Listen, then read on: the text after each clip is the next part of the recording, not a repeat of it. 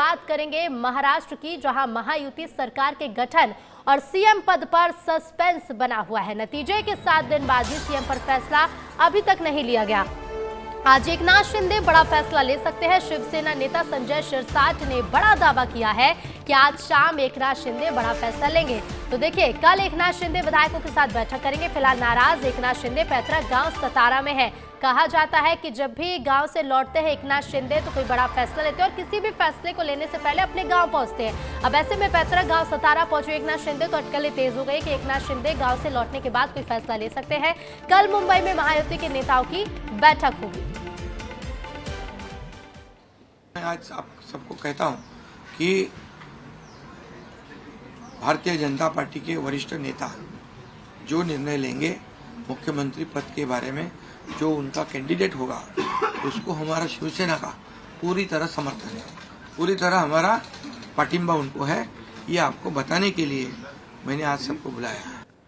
लेकिन देखिए, चुनावी परिणामों के 7 दिन बाद भी महाराष्ट्र में सीएम का तय ना होना कई तरह के सवाल खड़े करता है और सवाल एक ये भी है कि क्या महायुति में सब कुछ ठीक है। तो देखिए, 2 तस्वीरों के जरिए आप इस पूरे मामले को समझने की भी कोशिश करिए। सरकार बनाने में पेच फंसा हुआ है। पेच इसलिए फंसा हुआ है क्योंकि देखिए, गठबंधन की सरकार है। अब ऐसे में विभागों का बंटवारा किस रणनीति और किस आधार पर किया जाएगा और इसके साथ ही सीएम की कमान किसे मिलेगी, सीएम की जिम्मेदारी और कुर्सी किसे मिलेगी, इस पर भी सस्पेंस अभी भी बरकरार है। तो वही आज एकनाथ शिंदे जो कि पूर्व सीएम महाराष्ट्र के बड़ा फैसला लेंगे, इस पर भी सबकी निगाहें टिकी हुई है। तो देखिए, 2 सवाल सभी के मन में है कि महायुति में आखिर क्या सब कुछ ठीक और सरकार बनाने पर पेच क्यों फंसा और आज क्या शिंदे कोई बड़ा फैसला ले सकते हैं। तो देखिए, सीएम पर पेच लगातार फंसा हुआ है।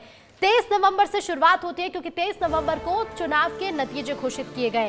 24 नवंबर को महायुति की एक बैठक भी हुई। नतीजों के बाद से बैठकों का दौर भी लगातार जारी है। 24 नवंबर को बैठक होती है महायुति की और उसके बाद अगले दिन यानी कि 25 नवंबर को अमित शाह और फडणवीस के बीच मुलाकात भी हुई। इस मुलाकात के कई मायने भी निकाले गए कि कई महत्वपूर्ण चर्चाएं इस मुलाकात में की गई होंगी, कई फॉर्मूले तैयार किए गए होंगे, लेकिन फिर भी जो पेच फंसा हुआ था वो निकलने का नाम नहीं लिया।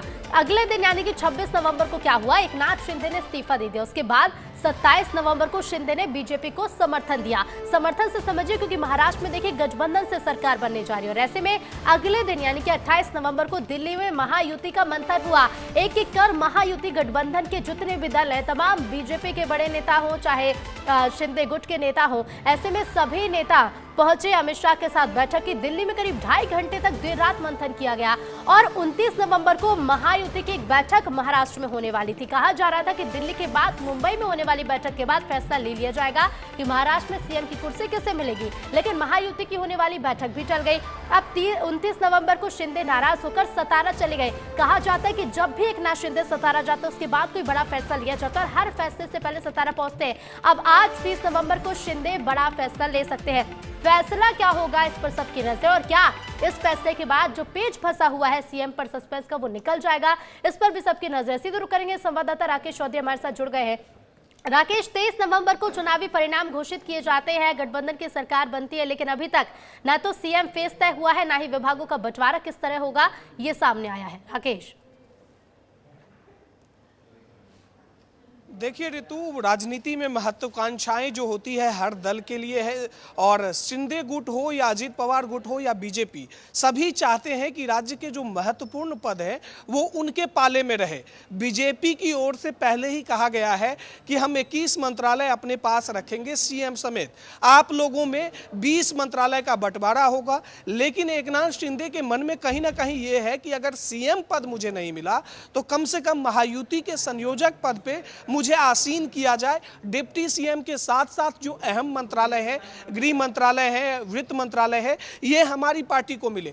लेकिन अजीत पवार ने शुरुआती दिनों में ही, जैसे ही चुनाव परिणाम आए, अजीत पवार ने कह दिया कि देवेंद्र फडणवीस को सीएम बनना चाहिए। इसके बाद अगर आप गौर करेंगी तो शिवसेना जो शिंदे गुट है, उन्होंने कहा कि अजीत पवार ने कहीं ना कहीं हमें बार्गेनिंग करने का जो मौका था वो हमसे छीन लिया है महायुति में। तो शिवसेना शिंदे भले ही ये लगातार कहते हो कि सीएम भले बीजेपी का बन जाए, देवेंद्र फडणवीस सीएम बन जाए, हमें कोई रार नहीं है, लेकिन पेच फंसता हुआ दिखाई दे रहा है क्योंकि राज्य में 43 मंत्री होने हैं और बीजेपी के पाले में 21 जाने हैं। वही 10 से 12 बीजेपी शिवसेना शिंदे को ऑफर कर रही है और अजीत पवार को 8 से 10 मंत्रालय देना है। इस तमाम मसले को लेकर लगातार चर्चा हुई है। महाराष्ट्र से दिल्ली तक में लगातार मंथन हुई है। केंद्रीय नेतृत्व जो बीजेपी के हैं, अमित शाह और पीएम मोदी लगातार राज्य के नेताओं से बातचीत कर रहे हैं। राकेश, देखिए लगातार बातचीत तो की जा रही है, हल भी नहीं निकल रहा है और सभी जानना चाहते कि आखिर फॉर्मूला क्या होगा विभाग के बंटवारे का। लेकिन 29 नवंबर को जिस तरह से शिंदे नाराज होकर सतारा गए, पहले जब भी कोई बड़ा फैसला शिंदे की ओर से लिया जाता उसके पहले वो अपने पैतृक गांव जाते और उसके बाद कोई बड़ा फैसला लेते हैं, तो क्या माना जाए शिंदे का सतारा जाना, ये अटकलें लगाने, जिस तरह की अटकलें लगाई जा रही है कि आने वाले समय में कोई बड़ा फैसला लिया जा सकता है?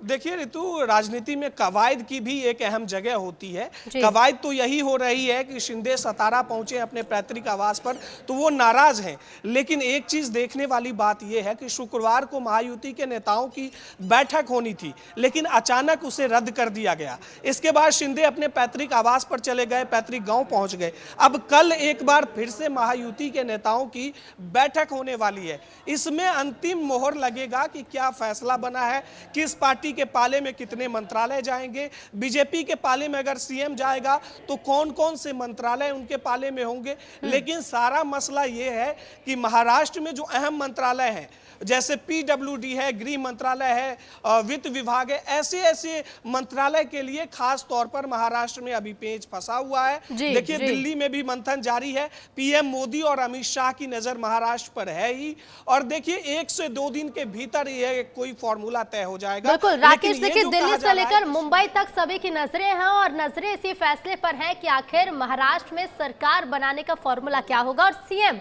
महाराष्ट्र का कौन बनता है।